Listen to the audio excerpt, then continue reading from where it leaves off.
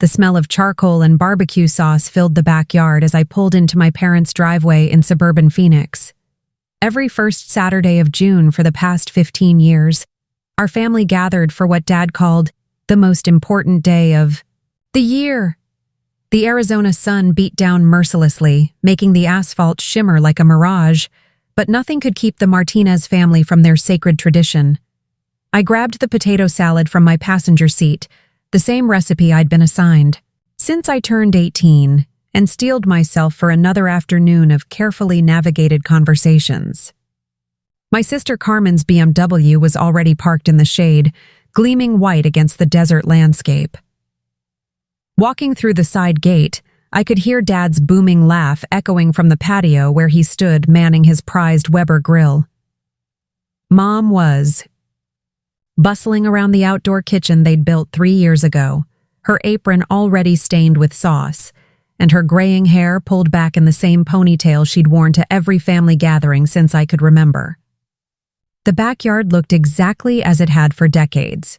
Artificial turf to combat the desert heat, a sparkling blue pool surrounded by palm trees, and string lights that would illuminate our conversations well into the evening. Uncle Roberto was already nursing his first beer of the day, gesturing wildly as he recounted some story to my cousin Miguel. The familiar scene should have brought me comfort, but instead, I felt that old knot forming in my stomach. Carmen emerged from the house carrying an elaborate fruit arrangement that probably cost more than my monthly grocery budget. At 32, my older sister had always been the golden child, the one who married well, lived in the right neighborhood, and produced the grandchildren our parents desperately wanted. Her husband Jake followed behind her, designer polo shirt pristine despite the heat, carrying their twin boys who were already reaching for Grandpa's attention. The contrast between their arrival and mine wasn't lost on anyone present. While Carmen brought Instagram-worthy contributions and picture-perfect grandchildren, I brought store-bought potato salad and another year of being single at 28. "Mija!" Dad called out, his weathered face breaking into a grin as he spotted me. "There's my hard-working daughter!" He pulled me into one of his signature bear hugs, smelling of cologne and smoke from the grill. At 65, Dad still had the strong arms of the construction worker he'd been for 40 years before starting his own company. His success had afforded our family this beautiful home and comfortable lifestyle, but it had also created expectations that seemed to weigh heavier on me with each passing year. "How's the job at the law firm treating you?" he asked, though I'd been working as a paralegal for 3 years now. I wondered if he genuinely forgot, or if minimizing my career had become second nature. "It's going well, Dad," I replied, setting the potato salad on the outdoor dining table that Mom had decorated with red, white, and blue tablecloth. "Actually, I've been thinking about applying to law school." The words came out before I could stop them, a dream I'd been harboring but hadn't shared with anyone. The conversation around us seemed to pause for a moment, as if the universe itself was waiting to see how this revelation would be received. Dad's smile faltered slightly, the same expression he'd worn when I'd told him I wanted to study English instead of business. Mom appeared at my elbow with a glass of her famous sangria, her eyes already showing the concern that meant she was about to launch into protective mode. The afternoon sun climbed higher, casting sharp shadows across the patio as more family members arrived. My cousin Sophia pulled up in her sensible Honda, followed by my Aunt Maria and her new boyfriend, a development that had the family gossip mill working overtime. The backyard gradually filled with the sounds of children playing in the pool, adults arguing good-naturedly about politics, and the constant sizzle from Dad's grill. I found myself gravitating toward the periphery of conversations, observing the familiar dynamics that had shaped our family gatherings for as long as I could remember. Carmen held court near the outdoor bar, regaling everyone with stories of her latest home renovation and the boys' achievements in their exclusive private school. As I helped Mom arrange the side dishes on the buffet table, she leaned close to whisper in my ear, "You know your father just wants you to be happy, right?" Her voice carried that particular tone she used when she was trying to smooth over something she knew would become complicated. The smell of her perfume mixed with the aroma of grilled meat and chlorine from the pool, creating a sensory memory that would probably stick with me forever. "He worked so hard to give you girls opportunities he never had," she continued, adjusting the placement of Carmen's fruit arrangement for the third time. I nodded, understanding the subtext. Dad's dreams for his daughters didn't necessarily align with our own dreams for ourselves. The conversation flowed around me as I nursed my sangria and watched my nephews cannonball into the pool with reckless abandon.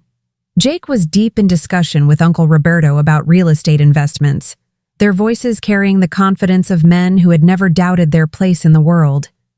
Carmen was showing my aunt photos on her phone, probably of their recent vacation to Cabo or their latest purchase for the house.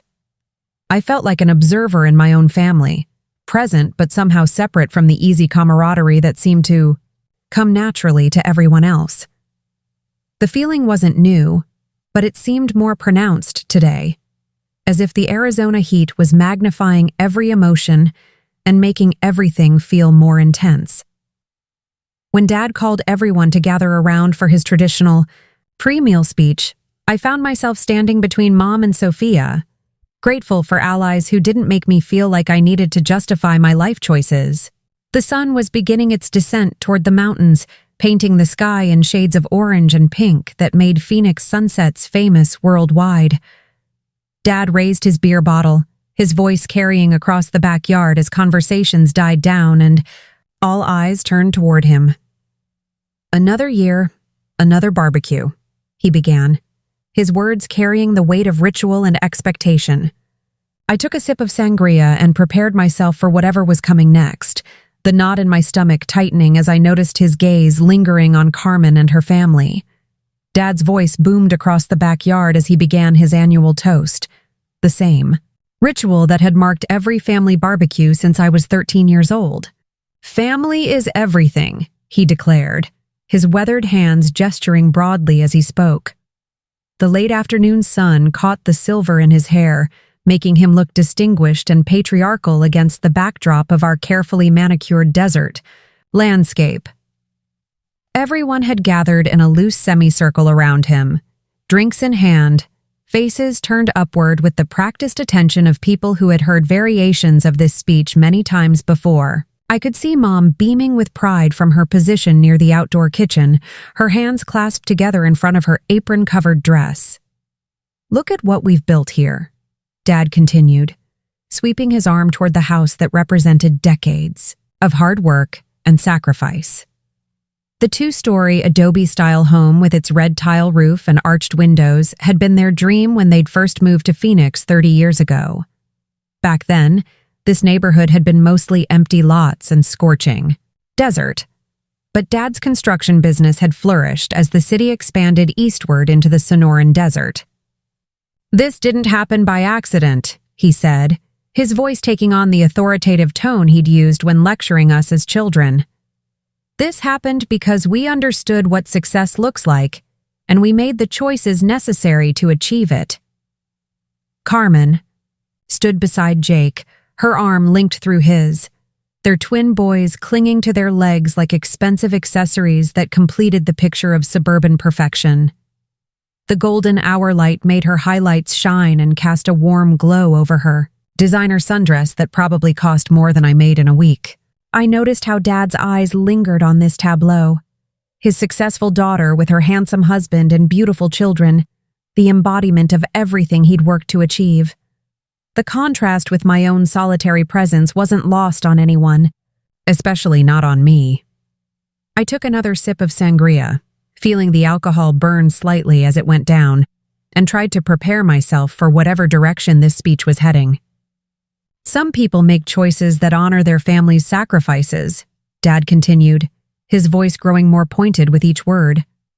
The conversations around the pool had completely stopped now, even the children sensing that something important was happening. Uncle Roberto shifted uncomfortably near the outdoor bar, his beer bottle sweating in the heat as he avoided making eye contact with anyone. They understand that success isn't just about personal fulfillment. It's about building something lasting for the next generation. I felt my cheeks burning, and it wasn't from the desert sun that was still beating down despite the approaching evening. Dad turned slightly, his gaze moving between Carmen and me with deliberate slowness that made my heart rate quicken. "Carmen has given us beautiful grandchildren and built a stable life with a good man," he said, raising his beer bottle in her direction. The pride in his voice was unmistakable, the same tone he'd used when she'd graduated from Arizona State with her business degree, when she'd gotten engaged to Jake, when she'd bought her first house in Scottsdale. She understands what it means to make your family proud. Carmen's face flushed with pleasure, and Jake pulled her closer with obvious satisfaction. The twins looked up at their grandfather with wide eyes, not understanding the words but sensing the approval in his voice. Then Dad's attention shifted to me, and I felt every person in the backyard holding their breath. "And then there are people who chase dreams that don't pay the bills or build families," he said, his words hitting me like physical blows. The sangria glass trembled slightly in my hand as I tried to maintain my composure in front of our entire extended family. People who think they're too good for the opportunities they've been given, who want to reinvent the wheel instead of appreciating what's already been built for them. The silence that followed was deafening, broken only by the gentle hum of the pool filter and the distant sound of traffic from the street. "Carmen is the favorite for a reason," Dad declared, his words hanging in the desert air like a proclamation. "She made smart choices, married well, and gave us grandchildren to carry on our legacy." I felt something cold and sharp settle in my chest, a feeling that went beyond embarrassment or hurt feelings. This wasn't just Dad being thoughtless or speaking without thinking. This was a deliberate statement about my worth in our family hierarchy. The faces around me showed varying degrees of discomfort, but no one spoke up to challenge his words or offer any kind of support. Mom's face had gone pale under her carefully applied makeup, and I could see her hands wringing the fabric of her apron. Sophia looked horrified, her mouth slightly open as if she wanted to say something but couldn't find the words. Even Uncle Roberto, who usually had an opinion about everything, seemed stunned into silence. The twins had started to fidget, sensing the tension even if they couldn't understand its source. Carmen's expression was harder to read, part triumph, part discomfort, as if she enjoyed the praise but recognized the cruelty of the comparison. "So here's to Carmen," Dad concluded, raising his beer bottle higher, "to making the right choices and understanding what really matters in life." A few people raised their drinks half-heartedly, but the usual enthusiasm for Dad's toasts was notably absent. I stood frozen in place, my sangria growing warm in my hands, feeling like I'd been publicly stripped of my dignity in front of everyone I'd grown up loving and trusting. The desert sunset that had seemed so beautiful moments before now felt harsh and unforgiving, casting long shadows that seemed to emphasize the distance between where I stood and where my sister basked in our father's approval. The speech ended, but its effects rippled through the gathering like stones thrown into still water. Conversations resumed slowly, but they were quieter now, more subdued, as if everyone was trying to pretend they hadn't just witnessed a public humiliation. I excused myself and headed toward the house, needing a moment away from the prying eyes and uncomfortable silence. As I passed through the sliding glass door into the blessed air conditioning, I could hear Dad firing up the grill again, his voice already back to its usual jovial tone as he called out cooking instructions. But his words were still echoing, in my head, and I knew that something fundamental had just shifted in our family dynamic. I stood in my parents' kitchen, gripping the marble countertop until my knuckles turned white, trying to process what had just happened outside. The central air conditioning hummed quietly, providing a stark contrast to the oppressive heat and tension I'd left on the patio. Through the large picture window, I could see the family slowly resuming their conversations, but the easy atmosphere of the early afternoon had been replaced by something more strained and artificial. Carmen was helping Mom arrange the food on the buffet table, her movements efficient and purposeful, while Jake supervised the boys who were still splashing in the pool. Everyone seemed to be working extra hard to pretend that Dad's speech had been perfectly normal. The sound of footsteps on the tile floor made me turn around to find Sophia approaching with 2 fresh glasses of sangria. My cousin had always been my closest ally in family gatherings, 3 years older than me and infinitely wiser about navigating our family's complicated dynamics. Her dark hair was pulled back in a messy bun, and her sundress showed the kind of effortless style that came from working as a graphic designer in downtown Phoenix. "That was brutal," she said quietly, handing me one of the glasses. "Even for Dad, that was really brutal." Her brown eyes were filled with sympathy and anger. On my behalf, emotions I was still too shocked to fully feel myself. "Did I do something wrong?" I asked, my voice barely above a whisper. The question had been haunting me since Dad's words had landed like bombs in our peaceful gathering. "I mean, I know I'm not married and I don't have kids, but I work hard. I pay my bills. I help them whenever they need it." I took a long sip of the cold sangria, letting the fruit and wine mixture calm my nerves slightly. When did being single and pursuing my own dreams become such a disappointment? Sophia shook her head, her expression growing more serious as she leaned against the kitchen island that Mom had insisted on installing during their last renovation. "This isn't about you," Sophia said firmly, her voice carrying the conviction of someone who had observed our family dynamics from a slightly outside perspective. "This is about Dad's need to control the narrative of his success story." She gestured toward the window where we could see him holding court near the grill, his earlier harshness replaced by his usual charm and humor. "Carmen fits the script. He's written in his head about what success looks like: traditional marriage, financial stability, grandchildren who carry on the family name." The truth in her words stung because it made everything feel so much more calculated and less about actual love or concern for my well-being.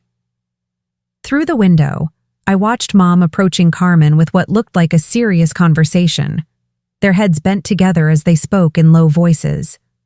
The sight made my stomach clench with anxiety. Were they talking about me? About how to handle the situation Dad had created with his thoughtless speech? Carmen's body language seemed defensive, her arms crossed over her chest as she listened to whatever Mom was saying. "I think I need to go home," I said, already reaching for my purse that I'd left on the breakfast bar. The idea of sitting through dinner, pretending everything was normal while everyone avoided eye contact, felt impossible. "Don't you dare," Sophia said, catching my arm gently but firmly. "If you leave now, it proves his point that you can't handle family loyalty or commitment." Her words stopped me in my tracks because I realized she was right. Leaving would be interpreted as another example of my inability to prioritize family relationships.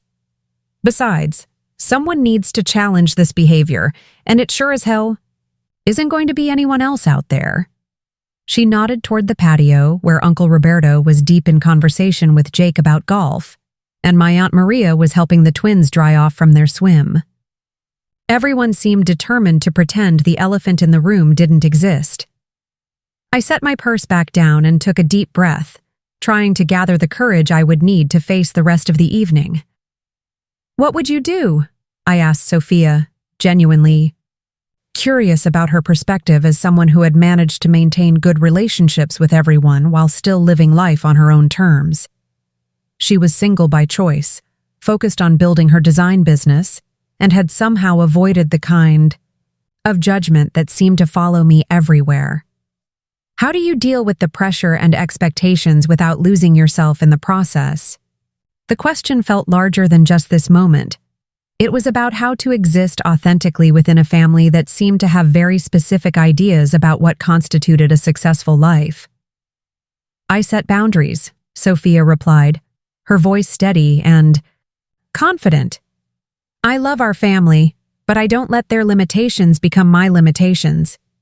She moved to the window and looked out at the gathering, her expression thoughtful. "The difference between you and me is that you still care too much about their approval she continued, turning back to face me. You're trying to be the daughter they want while also being true to yourself, and that's an impossible balance to maintain. Her words hit me with the force of recognition. She was describing the exhausting tightrope walk I'd been attempting for years, trying to keep everyone happy while slowly losing sight of what actually made me happy. The sliding door opened, and Mom entered the kitchen, her face flushed from the heat and stress of managing the family gathering. "Mijas," she said, using the plural endearment that meant she was including both of us in whatever conversation was about to happen. "I talked to Carmen and she feels terrible about what happened." Mom's voice carried that particular tone she used when she was trying to smooth over family conflicts, the same voice she'd used to mediate between Carmen and me when we were children. "She didn't ask for Dad to make those comparisons, and she wants you to know that she values everything you bring to our family." The words were kind, but they also felt like another attempt to minimize what had actually happened. "Mom," I said carefully, not wanting to hurt her feelings but needing to be honest about how I was feeling. "This isn't really about Carmen. This is about Dad making it clear that he sees me as less valuable than my sister because I haven't followed the same path she has." Mom's eyes filled with tears, and I immediately felt guilty for causing her pain. But Sophia squeezed my shoulder encouragingly, silently urging me to continue speaking my truth. "I need to know that my worth in this family isn't contingent on getting married and having children," I continued, my voice growing stronger with each word. Mom reached for both of our hands, her own trembling slightly with emotion. "Of course your worth isn't contingent on those things," she said, though her voice lacked the conviction I needed to hear. "Your father just wants to see you settled and happy, that's all." The explanation felt familiar and inadequate. The same excuse I'd been hearing for years whenever Dad's expectations clashed with my reality.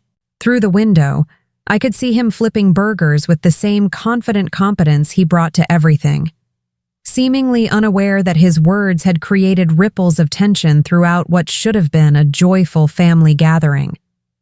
I realized that nothing was going to change unless someone was willing to have an uncomfortable conversation about the way things really were. The call to dinner came with Mom's traditional bell ringing, a sound that had summoned us to countless family meals. Over the years, I steeled myself as Sophia and I rejoined the group, knowing that the seating arrangement would inevitably place me in close proximity to the tension I was trying to avoid. Dad had outdone himself with the spread, perfectly grilled burgers, and hot dogs, his famous carne asada that always made the local newspaper's best BBQ list, and enough side dishes to feed a small army. The outdoor dining table had been extended with card tables to accommodate everyone, covered in Mom's best tablecloths and decorated with small American flags that fluttered in the evening breeze. I found myself seated between Sophia and my aunt, Maria, a positioning that felt strategic rather than accidental. Carmen sat directly across from me, her earlier discomfort replaced by what seemed like forced cheerfulness as she helped the twins navigate their plates of food. "The carne asada is incredible this year, Dad," she said, her voice carrying just a bit too much enthusiasm.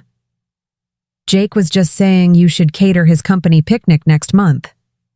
The compliment seemed designed to redirect attention away from the earlier awkwardness, but it only reminded me of how effortlessly Carmen managed family politics compared to my own clumsy attempts at navigation. Dad beamed at the praise, launching into a detailed explanation of his marinade recipe and the special mesquite wood he'd driven to Tucson to purchase. His passion for grilling was genuine and infectious, and for a moment, the table felt almost normal again. But I caught Mom watching me with worried eyes, and Uncle Roberto kept glancing between Dad and me as if waiting for another bomb to drop. The twins provided a buffer of innocence, chattering about their swimming adventures and asking endless questions about the food, but even their presence couldn't completely dispel the underlying tension that had settled over our gathering like a desert storm cloud.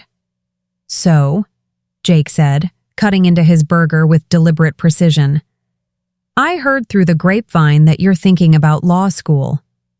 His comment was directed at me, and I felt every adult at the table shift their attention in my direction. The conversation I'd had with Dad earlier felt like it had happened days ago rather than hours, but clearly word had traveled through the family network with the efficiency of a well-oiled gossip machine. "That's a big commitment," Jake continued, his tone neutral but his implication clear. "Another example of my tendency toward impractical dreams rather than practical stability." "I've been considering it," I replied carefully, aware that every word would be analyzed and discussed long after the evening ended. "I've been working at Patterson and Associates for 3 years now, and I've learned a lot about the law from that perspective." I could feel Dad's attention focusing on me like a laser, and I tried to keep my voice steady and confident. "I think I could make a real contribution as an attorney, especially in family law or civil rights." The words came out stronger than I'd expected, and I realized that talking about my dreams out loud was making them feel more real and achievable rather than more impossible. "Law school is expensive," Dad interjected, his voice carrying the practical tone he used when discussing business decisions. 3 years of tuition, plus you'd have to quit your job. That's a lot of debt for someone who's already struggling to get established." The word struggling hit me like a slap, another public eye. Diminishment of my accomplishments disguised as paternal concern. Around the table, I could see family members shifting uncomfortably in their chairs, but no one challenged his characterization of my life. Sophia's jaw tightened beside me, and I could feel her anger radiating like heat from the desert sun. "Actually," I said, surprised by the steadiness in my own voice, "I've been saving money specifically for this goal, and I've already researched scholarship opportunities." The truth was that I'd been planning this move for over a year, carefully building my savings and researching programs, but I'd kept quiet about my preparations because I'd known they would be met with exactly this kind of dismissive response. "Arizona State has an excellent evening program that would allow me to continue working while I study." I took a bite of the carne asada, buying myself time to gather courage for what I wanted to say next. Carmen looked up from cutting food for one of the twins, her expression unreadable. "That sounds really ambitious," she said, though her tone was hard to interpret. I remember how exhausting it was trying to balance work and school when I was getting my business degree. For a moment, it seemed like she might be offering support, but then she continued, "Of course, I was lucky that Jake and I were already engaged, so I knew I'd have help with the financial pressure." The comment felt like another reminder of the security that came with following the traditional path, the safety net that I was choosing to live without. "Some things are worth the risk," I said, looking directly at Dad as I spoke. "Some goals are important enough that you're willing to sacrifice comfort and security to achieve them." The words carried more weight than just my law school plans. They were about my right to define success for myself, to choose a path that might not make sense to everyone else but felt authentic to who I was becoming. The table fell quiet, except for the sound of the twins discussing their swimming techniques and the distant hum of traffic from the main road that ran past our neighborhood. Dad set down his fork and looked at me with an expression I couldn't quite read. "You know what I sacrificed to build this family's security?" he asked, his voice low but intense. "I worked 16-hour days in the desert sun, came home covered in dust and sweat, missed your school plays and soccer games because I was building something that would last." His words carried the weight of genuine sacrifice, but they also felt like an attempt to make me feel guilty for wanting something different than what he'd provided. "And now you want to throw away a steady job to chase another dream that might not work out." "I'm not throwing anything away," I replied, my voice growing stronger with each word. "I'm building on what you taught me about hard work and determination." I looked around the table at faces that showed varying degrees of discomfort, support, and curiosity. "You taught me that success means working towards something meaningful, not just accepting whatever feels safe." The conversation had moved beyond law school into deeper territory about values, priorities, and what it meant to honor our family's sacrifices while still pursuing individual dreams. I could feel something shifting in the dynamic, a sense that this moment might actually matter in ways I couldn't yet understand. The tension at the dinner table was becoming unbearable when Carmen suddenly cleared her throat and reached for Jake's hand with deliberate ceremony. The gesture immediately captured everyone's attention, providing a welcome distraction from the uncomfortable conversation about my future plans. "Actually," Carmen said, her voice taking on the excited tone she used for major announcements, "Jake and I have some news to share with everyone." The twins looked up from their plates with the curious expressions of children who sensed something important was happening, while the adults around the table visibly relaxed, grateful for a shift away from the earlier conflict. Jake squeezed Carmen's hand and smiled with the confident expression of a man who was used to being the bearer of good news. "We wanted to wait until we were all together to tell you," he began, his voice carrying the practiced smoothness of someone who regularly made presentations at work. "Carmen and I have been talking about expanding our family." The words hung in the air with the weight of expectation, and I could see Mom's face lighting up with anticipation. Dad had set down his fork entirely and was leaning forward with the focused attention he usually reserved for business discussions. "We're trying for another baby," Carmen announced, her voice practically glowing with excitement. "We want the twins to have a little brother or sister, and we thought this would be the perfect time to grow our family." The reaction around the kitchen table was immediate and overwhelmingly positive. Mom let out a small squeal of delight. Dad's face broke into his biggest grin of the evening, and even Uncle Roberto raised his beer bottle in celebration. The twins, not fully understanding but picking up on the excitement, started clapping their hands and asking if they could help name the baby. I felt something cold settle in my stomach as I watched the family's enthusiastic response to Carmen's announcement. This was exactly the kind of news that would dominate family conversations for months to come, the kind of development that would make my law school dreams seem even more selfish and impractical by comparison. "That's wonderful," I managed to say, forcing enthusiasm into my voice while internally calculating how this news would shift our family dynamics even further in Carmen's favor. Sophia squeezed my knee under the table, a gesture of solidarity. That reminded me I wasn't completely alone in my observations. "This calls for champagne," Dad declared, pushing back from the table with more energy than I'd seen from him all evening. "Maria, didn't you bring that bottle from your trip to Napa?"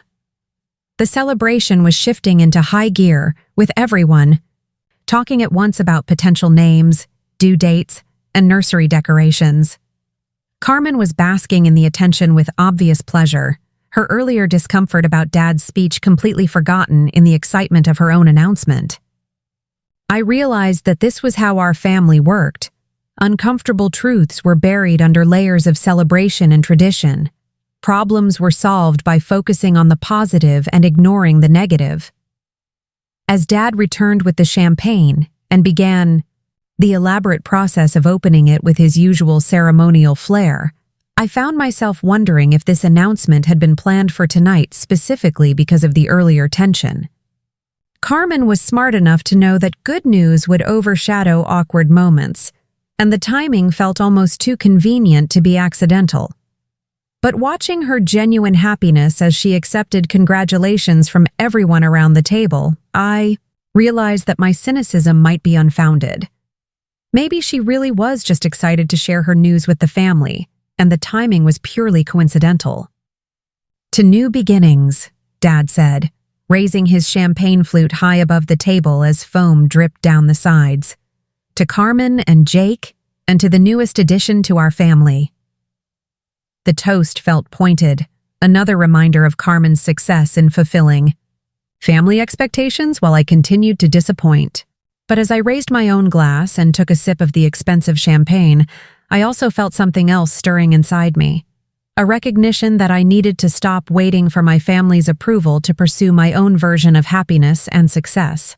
The Celebration continued around me with the kind of genuine joy that made me feel both grateful to be part of such a loving family and frustrated by my inability to simply enjoy the moment without analyzing its implications. Carmen was radiant as she fielded questions about timing and preparations.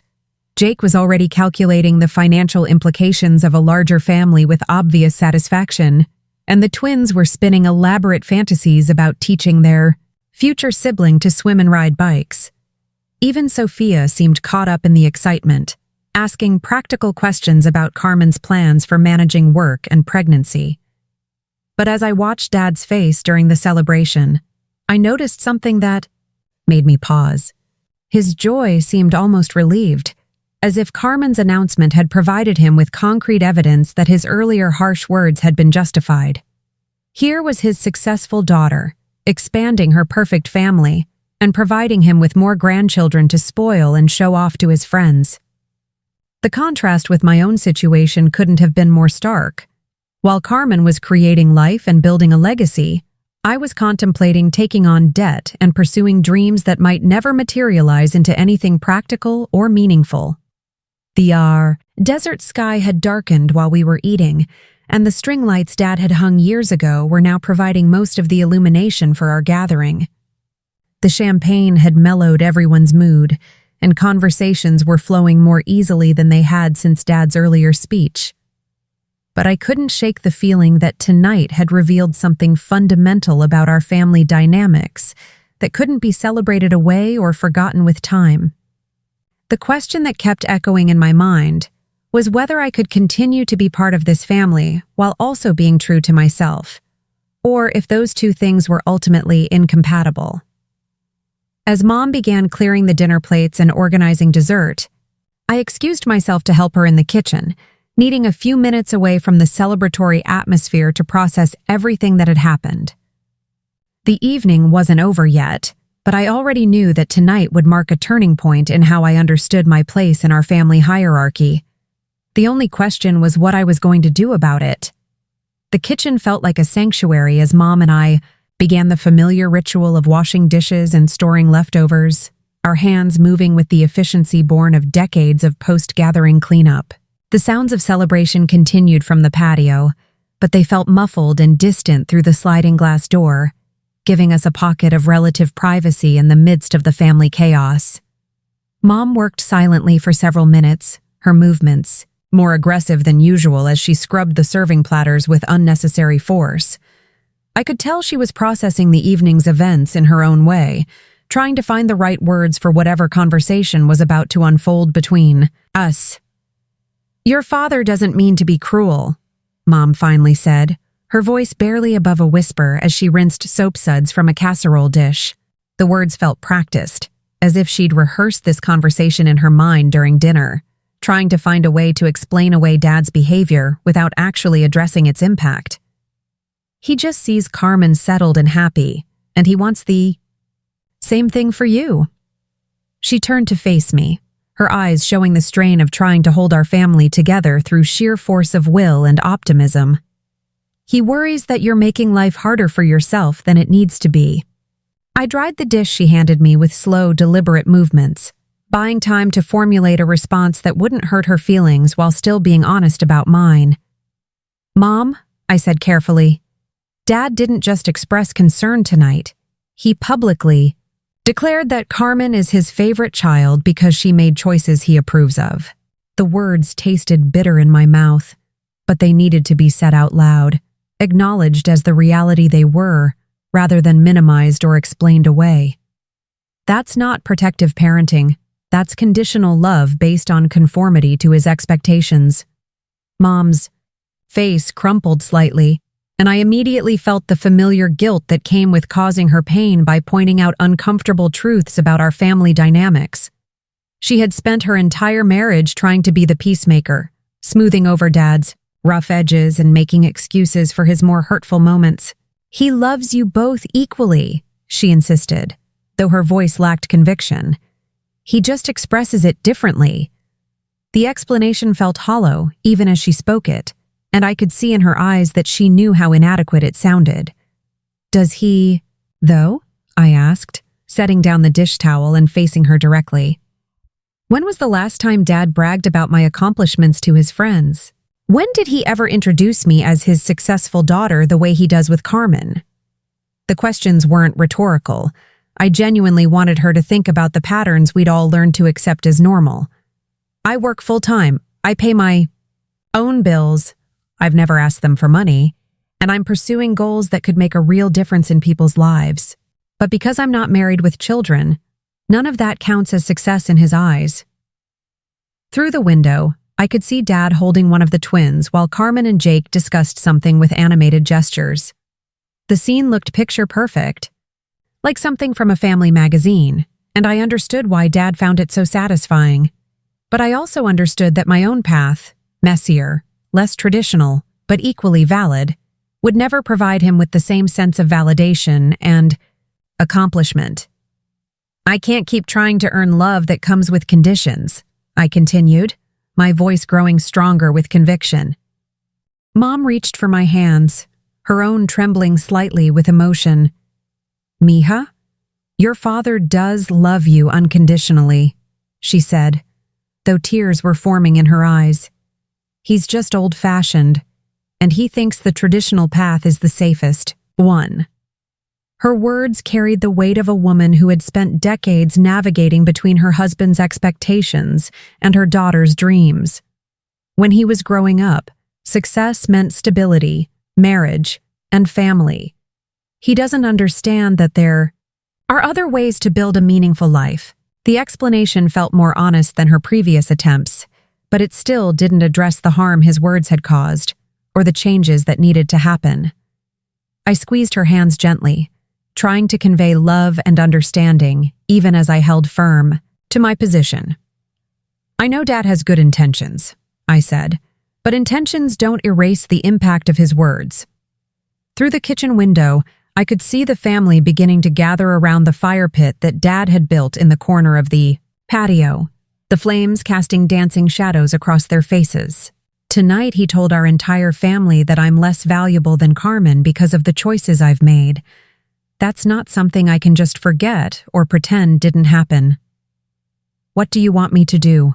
Mom asked, her voice filled with genuine helplessness. You know how your father is. Once he's made up his mind about something, it takes an earthquake to change his perspective. She moved to the window and watched the scene outside, her expression thoughtful and sad. I've tried talking to him about being more supportive of your goals, but he just sees law school as another expensive distraction from what he thinks you should be focusing on. Her admission revealed the conversations that had been happening behind the scenes, attempts to advocate for me that I'd never known about. Maybe it's time for that earthquake, I replied, surprising myself with the determination in my voice. The idea had been forming in my mind throughout the evening, but speaking it out loud made it feel real and possible. Maybe someone needs to challenge his assumptions directly instead of trying to work around them or make excuses for them. Mom turned from the window with alarm in her eyes, recognizing the shift in my tone from hurt daughter to someone who was preparing to take action. I've been thinking about this all wrong, I continued, my thoughts crystallizing as I spoke. I've been trying to win his approval by being the perfect daughter in every way, except the ways that matter most to him. But maybe the problem isn't that I need to be better. Maybe the problem is that his standards are wrong. The sliding door opened and Sophia stepped into the kitchen, her timing perfect as always. Sorry to interrupt, she said, though her expression suggested she'd been deliberately listening for a lull in our conversation. But I think there's something you both need to know. Her voice carried an urgency that made Mom and me both turn our full attention to her. I was talking to Uncle Roberto outside, and he mentioned something interesting about Dad's business. She glanced toward the patio to make sure we wouldn't be overheard, then lowered her voice to barely above a whisper. What kind of something? I asked, feeling a knot of anxiety forming in my stomach. Sophia's expression was serious in a way that suggested this wasn't just family gossip or casual information. Roberto said that Dad's been struggling with some of the new regulations in the construction industry, she continued, glancing between Mom and me to gauge our reactions. Apparently, there have been some issues with permits and inspections that have been costing him a lot of money and stress. The revelation hit me like a physical blow. Dad's harsh words tonight suddenly made more sense if he was dealing with business pressures that were threatening the financial security he'd spent decades building. Mom's face went pale, and I could see her hands trembling as she absorbed this information.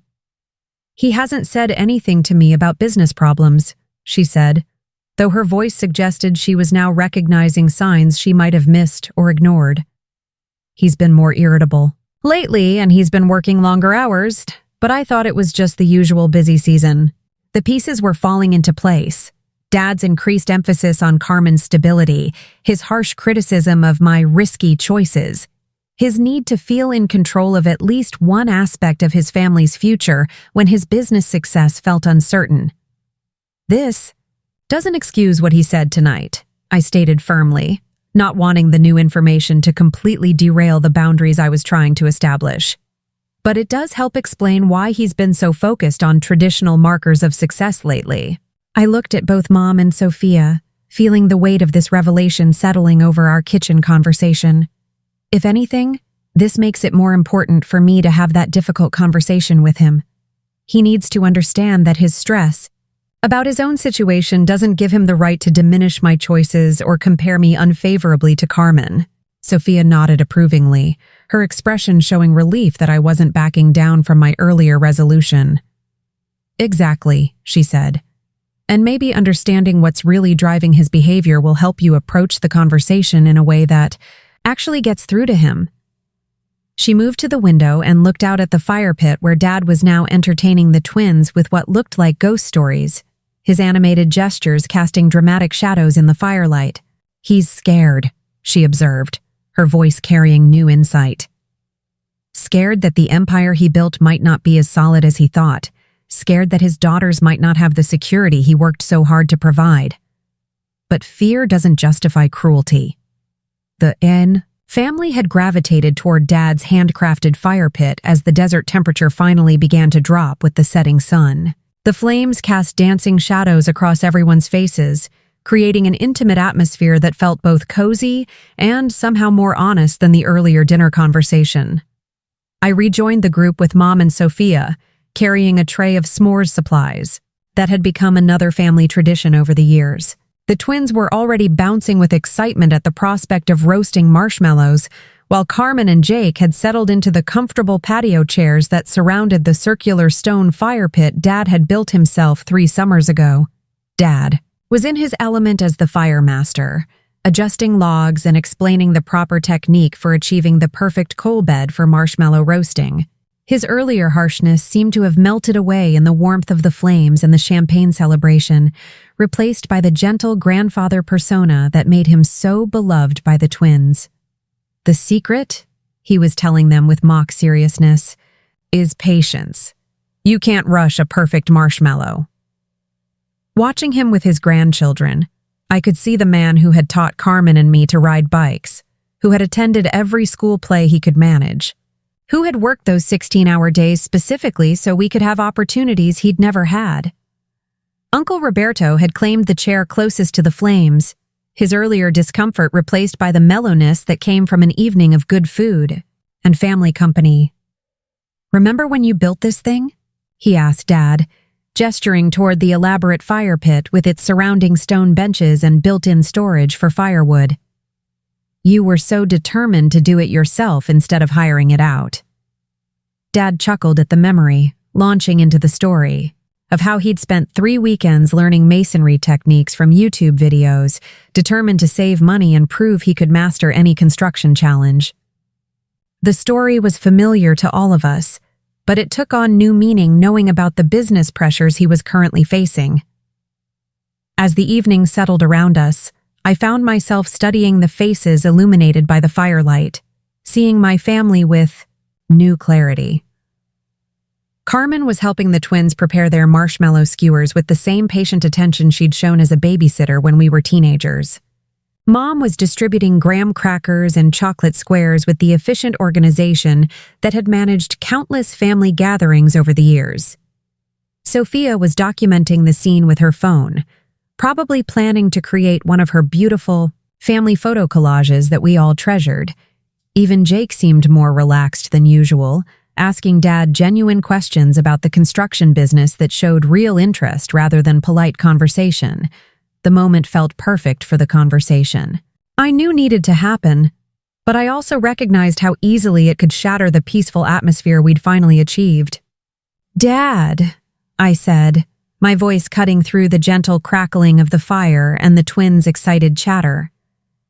"I need to talk to you about what happened during your speech tonight."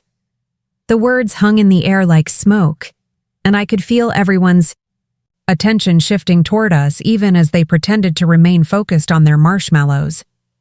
Carmen's movements became more deliberate, Mom's hands stilled on the chocolate bars, and Sophia gave me an almost imperceptible nod of encouragement. Dad looked up from adjusting a log, his expression cautious but not immediately defensive. "What about it?" he asked, his tone neutral, but with an undercurrent that suggested he knew exactly what I was referring to. The firelight played across his weathered features, emphasizing the lines around his eyes that spoke of decades of desert sun and hard work. "I was just being honest about what I see when I look at my daughters' lives," he continued, his voice taking on the reasonable tone he used when he believed his position was unassailable. "Carmen has built something stable and lasting. You're still figuring things out." "That's exactly what I want to talk about," I replied, keeping my voice steady despite the way my heart was racing. The twins had quieted their chatter, sensing the shift in adult conversation even if they didn't understand its significance. "The way you characterized my life tonight, as someone who's struggling, who makes poor choices, who doesn't understand what really matters, that's not accurate and it's not fair." I could feel Sophia's supportive presence beside me, and even Mom seemed to be listening with more attention than usual, rather than immediately jumping in to smooth over potential conflict. Dad set down the fire poker he'd been using and leaned back in his chair, his expression becoming more serious. "Fair?" he repeated, his voice carrying a note of incredulity. "I've given you every opportunity, every advantage I could manage. College education, help with your first apartment, connections, for jobs, and you want to throw it all away to accumulate debt in law school." His words carried the frustration of someone who felt his generosity had been taken for granted, but they also revealed the depth of his misunderstanding about my motivations and goals. Carmen appreciated what she was given and built on it. "You seem determined to reject it and start over with something completely different." "I'm not rejecting what you've given me," I said, leaning forward to maintain eye contact across the fire. "I'm building on it in a different way than you expected." The flames flickered between us, creating a physical barrier that somehow made the emotional conversation feel safer and more contained. "Everything you taught me about hard work, about standing up for what's right, about using your abilities to help other people, that's exactly what I want to do as a lawyer." I could see Carmen listening intently, her marshmallow forgotten on its skewer, and I realized that this conversation was as much for her benefit as it was for Dad's. The desert night had settled around us completely now, with only the fire and the string lights providing illumination in our small circle of family intimacy. Dad was quiet for a long moment, staring into the flames as if they might provide answers to questions he hadn't known he needed to ask. "You think I don't support your dreams?" he finally said, his voice softer than it had been all evening. "But I've seen too many people chase dreams that don't pay the bills, that don't provide security for their families." His words carried the weight of personal experience and genuine concern, but they also revealed the limitations of his perspective on what constituted a meaningful and successful life. "Maybe the problem isn't my dreams," I replied gently, but firmly. "Maybe the problem is that you're measuring my success by standards that don't fit who I am or what I want to accomplish." The words felt revolutionary, even as I spoke them, a fundamental challenge to the assumptions that had governed our family relationships for decades. Around the fire, I could see faces reflecting varying degrees of surprise, discomfort, and recognition.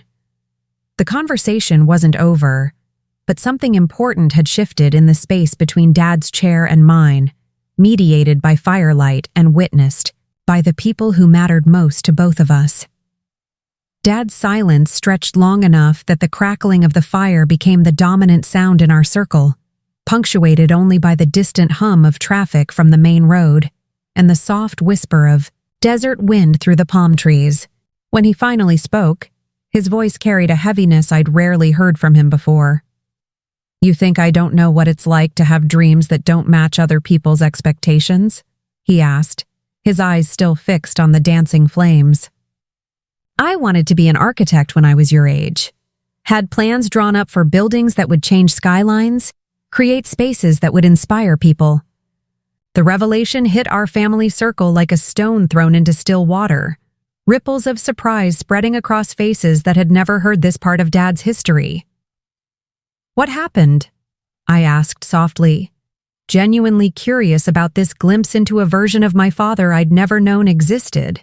The twins had fallen asleep against Carmen and Jake, respectively, their small bodies exhausted from the day's excitement, creating an even more intimate atmosphere around the fire. Mom was looking at her husband with an expression of surprise. That suggested this was news to her as well, despite their decades of marriage. "I couldn't afford architecture school," Dad continued, his voice matter of fact, but carrying an undercurrent of old pain. "My father needed me to work, to help support the family after he got injured on a job site. So I learned construction from the ground up, thinking I'd save money and go to school later." "But later never came," Sophia observed gently, her designer's eye for human stories picking up the narrative thread that Dad had left hanging. Uncle Roberto shifted in his chair, and I wondered if he remembered his brother's architectural dreams from their youth, if he'd watched Dad gradually accept that construction work would be his career rather than his stepping stone. "Then I met your mother," Dad said, glancing at Mom with a smile that held both love and resignation. "Started the business, had you girls, and architecture became something I thought about sometimes, but never pursued." The fire popped loudly, sending sparks up into the star-filled desert sky, and Dad used the moment to gather his thoughts before continuing. "So when I see you wanting to change directions, to take on debt and risk for something that might not work out," he said, finally looking directly at me across the flames, "I see myself at 25, full of ideas that the world wasn't interested in supporting." His words carried a protective quality that I hadn't recognized before, wrapped up as it had been in criticism and comparison. The difference is that Carmen chose security from the beginning. She didn't waste time chasing impossible dreams. The comparison stung, but I could hear the fear underneath it now. Fear that I would experience the same disappointment he had, that I would sacrifice practical stability for dreams that might never materialize. "But Dad," I said, leaning forward, with new understanding, "what if your dreams weren't impossible? What if the only thing that made them impossible was giving up on them?" The question hung between us like a challenge, and I could see him processing the implications of what I was suggesting. "You built a successful business, you provided for your family, you achieved a lot of what you set out to accomplish. But that doesn't mean architecture was the wrong dream. It just means the timing and circumstances didn't align back then." Around the fire, I could feel the family listening with the intensity of people witnessing something important and unrepeatable. Carmen cleared her throat softly, shifting her sleeping son to a more comfortable position before speaking. "I never knew you wanted to be an architect," she said to Dad, her voice carrying a note of wonder that made her sound younger than her 32 years. "All those times you helped me with building projects in school, the way you could visualize spatial relationships, it makes so much sense now." Her comment opened a door to memories I'd forgotten. Dad's patient explanations of load-bearing walls when we'd asked about renovating our rooms, his excitement when discussing the engineering behind famous buildings we'd seen on family trips, his habit of sketching improvements to houses we'd visited. "It's different for you girls," Dad insisted, though his voice lacked its earlier conviction. "You have opportunities I never had, safety nets that didn't exist when I was starting out." Mom reached over and took his hand, a gesture of support that also seemed to carry decades of unspoken conversations about dreams deferred and choices made. "That's exactly why you should support what I'm trying to do," I replied, feeling the conversation shift onto ground that felt more solid and hopeful. "You created those opportunities and safety nets specifically so Carmen and I could take risks you couldn't afford to take." Jake, who had been quietly listening while managing his sleeping son, surprised everyone by joining the conversation. "You know," he said thoughtfully, "some of the most successful attorneys I work with didn't start law school until their late 20s or early 30s. His corporate background gave his words a credibility that mine might have lacked, and I could see Dad paying attention in a way he hadn't when I'd made similar points. They brought life experience and work history that made them more effective advocates than people who went straight from college to law school. The support was unexpected, but welcome, especially coming from someone whose practical success Dad respected. Besides," Sophia added, her voice carrying the confidence of someone who had successfully navigated her own non-traditional career path, "taking calculated risks isn't the same as chasing impossible dreams." She gestured toward Dad with respect, but also firmness. "You took a huge risk when you started your own construction company instead of staying as someone else's employee. That risk paid off, but it could have failed just as easily." Her words reframed Dad's own choices in terms that challenged his characterization of my law school plans as reckless dreaming rather than strategic career development. The fire had burned down to a bed of glowing coals that cast softer, more intimate light across our circle. Dad was quiet again, but this time his silence felt contemplative rather than defensive. "I don't want you to give up dreams the way I did," he finally said, his voice so quiet that we all had to lean in slightly to hear him over the whisper of desert wind.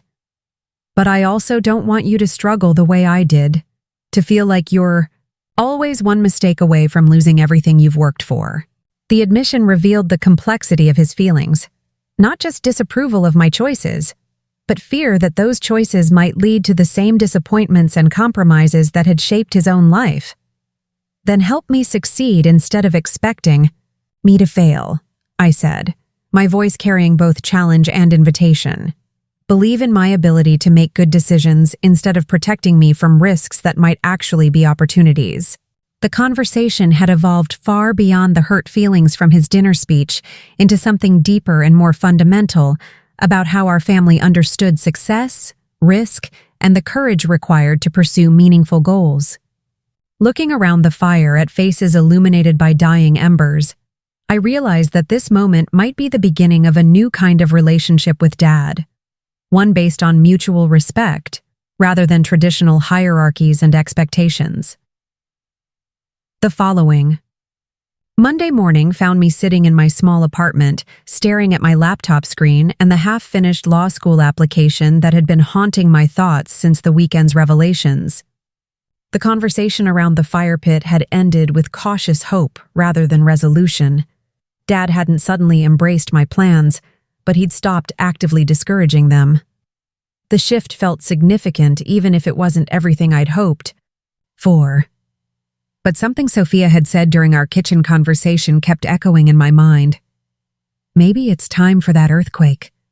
The more I thought about it, the more I realized that polite conversations and family therapy sessions weren't going to fundamentally change the dynamics that had been decades in the making. I picked up my phone and scrolled through my contacts until I found the number for Jessica Chen, a family law attorney I'd worked with extensively at Patterson & Associates. Jessica had always impressed me with her direct communication style and her ability to cut through emotional complexity to focus on practical solutions. If I was going to take the advice I'd given myself about believing in my own judgment, then I needed to start making decisions that reflected that confidence. "Jessica," I said when she answered on the second ring. "I need some legal advice about family dynamics and inheritance law. Do you have time for coffee this week?" By Wednesday afternoon, I was sitting across from Jessica at a small cafe near her downtown Phoenix office, watching her review the notes I'd prepared about our family's financial structure and the patterns of favoritism that had become increasingly obvious over the years. Jessica was younger than me, but had already established herself as one of the city's most respected family attorneys, partly because she approached emotional situations with strategic thinking rather than just sympathy. "What you're describing isn't unusual," she said, looking up from my notes with an expression that was both professional and concerned. "Family dynamics often become more pronounced when inheritance and financial planning enter the picture." "I'm not trying to start a war with my family," I clarified, wanting to make sure Jessica understood my motivations correctly. But I realized that I've been accepting unequal treatment because I didn't want to rock the boat. Saturday night made it clear that my father sees Carmen as more deserving of his support and resources simply because she made life choices he approves of. I took a sip of my latte, trying to organize my thoughts in a way that would make sense to someone who specialized in these kinds of family conflicts. I want to understand what my options are, legally and practically, for addressing this imbalance before it becomes even more entrenched. Jessica leaned back in her chair, her expression thoughtful as she processed what I was telling her. "The first question is whether there are already legal documents in place that reflect this favoritism: wills, trust documents, business succession, plans, power of attorney designations," she said, pulling out her tablet to take more detailed notes. "If your father has already formalized his preferences in legal documents, that's one situation. If he's just expressing opinions and intentions, that's another situation entirely." Her practical approach was exactly what I needed, someone who could help me think strategically rather than just emotionally about the challenges I was facing. "I don't think there are formal documents yet," I admitted. "But Dad made it pretty clear that he sees Carmen as the responsible one who deserves family resources while I'm the risky investment who might squander whatever I'm given." The words still stung to say out loud, but they also clarified the stakes of the situation I was trying to address. "What concerns me is that if something happened to Dad tomorrow, I think Carmen would inherit the business and most of the assets, while I'd get some token amount that reflects his opinion of my life choices rather than any kind of equal treatment." Jessica nodded, making notes on her tablet with quick, efficient movements. "What you're describing is actually quite common in family businesses," she said. "Parents often assume that the child who seems more stable or traditional will be a better steward of family assets." She looked up at me with an expression that suggested she'd seen this story play out many times before. "The problem is that these assumptions are often based on personal preferences rather than actual capability or legal fairness. And once they're formalized in legal documents, they can be very difficult to challenge." "So what can I do proactively?" I asked, feeling a mixture of anxiety and determination as I contemplated taking action that would fundamentally change my relationship with my family. I don't want to wait until Dad dies to discover that his favoritism toward Carmen has been written into his estate planning. But I also don't want to create unnecessary conflict if there's a way to address this constructively. The balance between protecting my interests and maintaining family relationships felt impossibly delicate. But I knew that continuing to ignore the problem wasn't going to make it disappear. "There are several approaches," Jessica replied, her voice taking on the authoritative tone she used when explaining legal options to clients. "You could request a family meeting with an estate planning attorney present, where everyone discusses expectations and preferences openly. You could ask your father directly about his current estate planning and express your concerns about fairness. Or you could take a more formal approach and request documentation of any existing legal arrangements that affect your inheritance." Each option carried different levels of risk and potential conflict, but they all required me to stop being passive about my own future. "What would you do if you were in my situation?" I asked, genuinely curious about Jessica's professional opinion. Her success in family law had come partly from her ability to balance emotional intelligence with strategic thinking, and I trusted her judgment more than my own at this point. "I'd start with the direct conversation," she said without hesitation. "I'd tell your father that you want to understand his estate planning intentions so you can make informed decisions about your own financial future. Frame it as responsible planning rather than challenging his authority." The suggestion felt both terrifying and empowering. Terrifying because it would force a conversation that could go very badly, but empowering because it would put me in control of addressing the situation rather than waiting for it to resolve itself. "And if he refuses to discuss it or confirms that he's planning to favor Carmen significantly?" I asked, already suspecting what Jessica's answer would be. "Then you'll have the information you need to make your own strategic decisions," she replied. "Sometimes the most loving thing you can do for a family is to insist on fairness, even when that insistence creates temporary conflict." As I walked back to my car after our meeting, I felt something I hadn't experienced in years, a sense of agency about my own future that wasn't dependent on anyone else's approval or cooperation.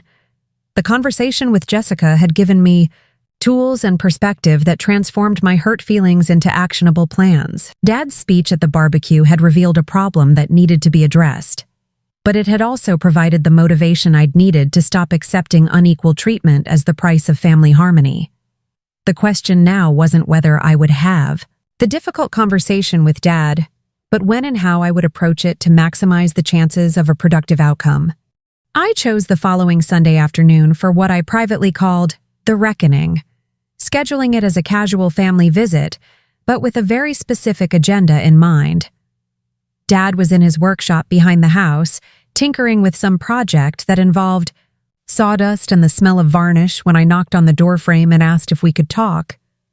The workshop had always been his sanctuary, filled with tools organized with military precision and half-finished projects that reflected his restless creativity. "Sure, mija," he said, looking up from the wooden jewelry box he was crafting for Mom's upcoming birthday. "What's on your mind?" I pulled up the old stool that had served as my perch during countless childhood conversations in this same space, feeling the weight of history and the magnitude of what I was about to propose. "I've been thinking about our conversation at the barbecue," I began, watching his expression carefully for signs of defensiveness or dismissal. "And I realize there are some practical questions about our family's future that we've never discussed directly." Dad set down his sandpaper and gave me his full attention, a gesture that I took as encouragement to continue. "I want to understand your estate planning intentions so I can make informed decisions about my own financial planning." The directness of my approach seemed to catch him off guard, and I could see him processing the implications of my request. "That's a pretty serious conversation," he said, his voice careful and measured. "Most families don't discuss estate planning until there's a medical emergency or some other crisis." His comment revealed how unusual my proactive approach was, but it also suggested that he wasn't immediately opposed to having the discussion. "Maybe that's part of the problem," I replied, keeping my tone respectful but firm. "Maybe families should discuss these things before crises force uncomfortable conversations." Dad leaned against his workbench, crossing his arms in a gesture that could have been defensive but felt more contemplative. "What specifically do you want to know?" he asked, and I realized that he was taking my request seriously rather than dismissing it as another example of my tendency toward drama or confrontation.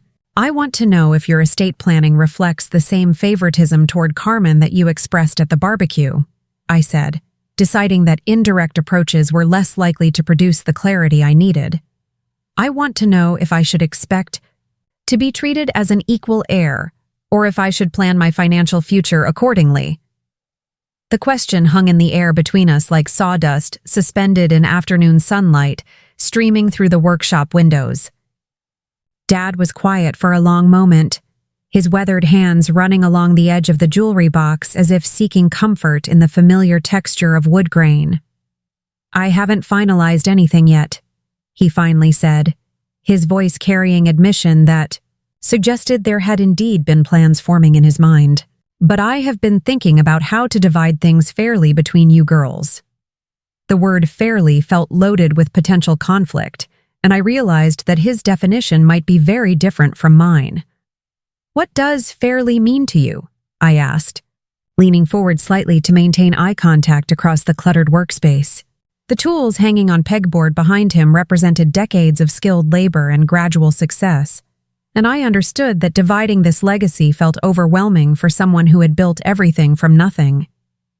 Carmen has Jake's income and his family's resources to fall back on, Dad said, his reasoning beginning to emerge. You're on your own, so maybe you need more liquid assets to provide security. The explanation surprised me. I'd expected him to justify giving Carmen more, not less. But you also think Carmen makes better decisions and deserves more recognition for her life choices, I pointed out, wanting to address the full complexity of his feelings rather than just the financial calculations. Dad's face showed discomfort as I forced him to confront the contradictions in his own thinking. I think Carmen chose a path that makes sense to me, he said carefully. That doesn't mean I love her more or want her to have more inheritance. His words felt like a step toward honesty, even if they didn't completely address the emotional favoritism that had been so obvious at the barbecue.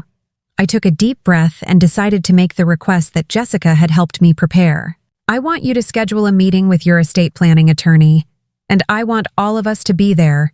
You, Mom, Carmen, and me, I said, watching his face for reaction. I want everyone to understand what your intentions are, and I want the chance to express my perspective before any final decisions are made. The proposal was more formal than any conversation our family had ever had about inheritance, but it also felt like the only way to ensure that important decisions were made transparently rather than behind closed doors.